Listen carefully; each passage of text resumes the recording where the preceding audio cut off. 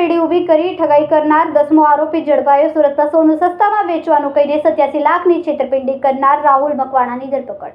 સુરતના કસ્ટમમાંથી છોડાવેલું સોનું સસ્તામાં વેચવાના બહાને શિકાર ફસાવવા વરાછા પોલીસ મથક પાસે આવેલી રત્નસાગર બિલ્ડિંગના પહેલા માળે આરકે એન્ટરપ્રાઇઝના નામે બોગસ આંગણિયા પેઢી શરૂ કરી હતી।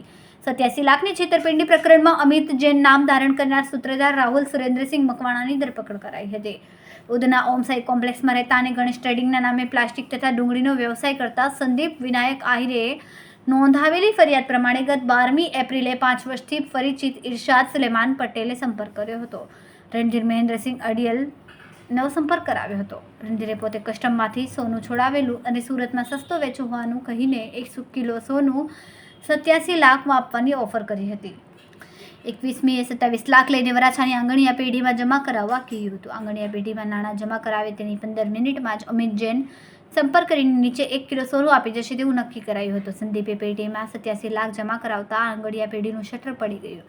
પહેલા 9 આરોપી ઝડપાઈ ગયા હતા। અમિત જૈન તરીકે વાત કરનાર રાહુલ સુરેન્દ્રસિંહ મકવાણાની શનિવારે વરાછા પોલીસે ધરપકડ કરી।